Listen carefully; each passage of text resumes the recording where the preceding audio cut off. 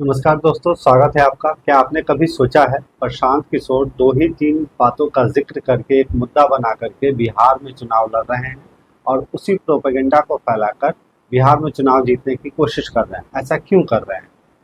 Politics में इसे क्या कहा जाता है? ऐसा करने से क्या फ़ायदा है? क्या भारत के इतिहास में जो पॉलिटिक्स 1947 से स्वतंत्र भारत का पॉलिटिक्स जब शुरू शुरू हुआ तब से ऐसी घटना हो चुकी है या नहीं हुई? इन सब बातों का जिक्र करेंगे। तो आइए पहले समझते हैं प्रशांत किशोर उन कौन सी बातों का जिक्र करते हैं जो एक मुद्दा बना हुआ है और उसी को लेकर के चल रहे हैं। तो समझते हैं इन सब बातों का। तो पहले जानते हैं मुद्दा क्या है उनका। तो प्रशांत किशोर दो ही तीन मुद्दों को लेकर के चलते हैं। पहला है रोजगार, दूसरा है पलायन और बिहारी शब्द जो एक गाली के रूप में दूसरे राज्यों में प्रयोग किया जाता है इसको लेकर के, और चौथा अगर माने तो वो है शिक्षा। इन चार चीज़ों को लेकर के वो एक मुद्दा बनाए हुए हैं और हमेशा जहाँ भी भाषण देते हैं, जब भी प्रश्न पूछा जाता है, जब भी इंटरव्यू देते हैं, तो हर एक जगह वो यही इन्हीं सब बातों का जिक्र होता है। इन्हीं सब चीज़ों को लेकर के वो इर्द गिर्द घूमते रहते हैं और कुछ उत्तर बिहार में जो बाढ़ आती है उसको लेकर के भी ये बात करते हैं, यानी कि मूलभूत समस्याओं को लेकर के वो चल रहे हैं। उसको उससे वो पूरे एकदम जुड़ गए हैं। उससे वो ना तो इधर जाते हैं ना उधर जाते हैं। उसी पे वो टिके हुए हैं, उसी पे वो अपनी राजनीति को चला रहे हैं। तो ऐसा क्यों कर रहे हैं?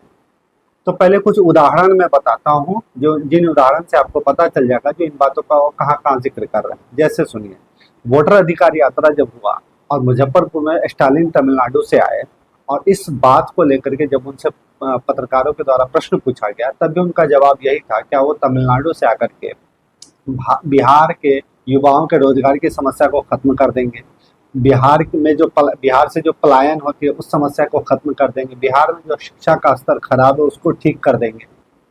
और जब अखिलेश यादव आए तब भी उनका जवाब यही था। और प्रधानमंत्री के ऊपर जब आपत्तिजनक अभद्र भाषा का प्रयोग किया गया तब भी उनका रिपीट जवाब वही था, जो मैं इन सब चीज़ों में पढ़ने वाला नहीं हूँ। मैं उन बातों का जिक्र करूंगा जो रोजगार की समस्या कैसे खत्म हो, पलायन की समस्या कैसे खत्म हो, बिहार में शिक्षा की व्यवस्था कैसे सही हो। इन्हीं सब बातों का वो जिक्र कर रहे थे।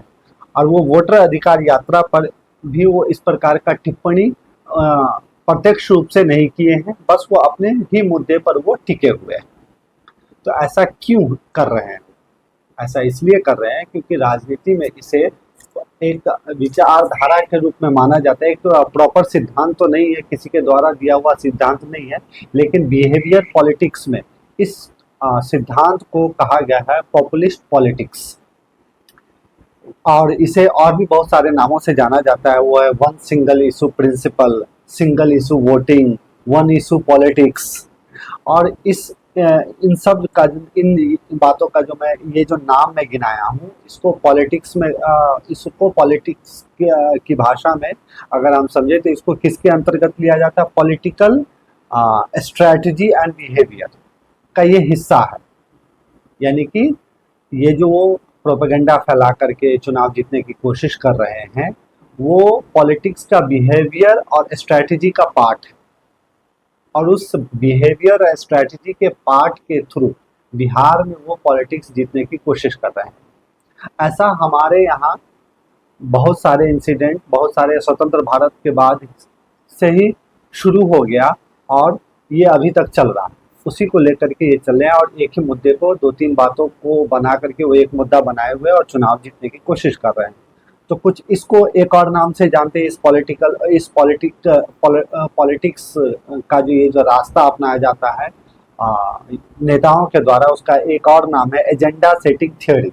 एजेंडा सेटिंग थ्योरी यानी कि लोगों के मन में एजेंडा फिट कर बैठा दो, जहन में बैठा दो और फिर चुनाव आसानी से जीता जा सकता है, ऐसा माना जाता है। तो ऐसे कुछ उदाहरण लेते हैं। क्या भारत के राजनीतिक इतिहास में कुछ ऐसे घटना हुए हैं, कुछ ऐसे पॉलिटिक्स हुए हैं जहाँ पे एजेंडा सेटिंग थ्योरी पे चुनाव लड़ा गया हो और उसका रिजल्ट मिला? तो ऐसे हैं। ऐसा कब कब है? 1947 से 52। जब 1947 से 52 है यानी 51-52 में हमारा जो पहला चुनाव हुआ था, तो उस चुनाव में भी जो चुनावी राजनीति का जो मुद्दा था वो भी एजेंडा सेटिंग थ्योरी था। और वो आज़ादी, और वो जो एजेंडा था वो था आज़ादी और राष्ट्र निर्माण। यही दो बात थी जिसको एजेंडा बना करके चुनाव लड़ा गया था। वैसी ऑब्वियस सी बात थी क्योंकि कांग्रेस के द्वारा आज़ादी दिलाई गई थी। तो इसी चीज को लेकर के हमारे देश में उस समय चुनाव लड़ा गया और कांग्रेस को भारी संख्या में बहुमत मिली और वो सरकार बनाए। फिर 1971 में, जब 1969 में कांग्रेस टूट जाती है, कांग्रेस ओल्ड और न्यू कह सकते हैं, तो इंदिरा गांधी के सामने बहुत बड़ा चैलेंज था। एक तरफ इंदिरा हटाओ का नारा चल रहा था, तो दूसरी तरफ इंदिरा गांधी ने गरीबी हटाओ नारा का उपयोग किया और एक एजेंडा चलाया जो भारत में गरीबी है और इस गरीबी को हटाएंगे, और वो चुनाव जीत गए। फिर 1984 में इंदिरा गांधी की हत्या हुई और इंदिरा गांधी की हत्या होने का उनके सहानुभूति का एजेंडा चलाया गया और उससे चुनाव की लहर को बनाया गया और चुनाव जीता गया।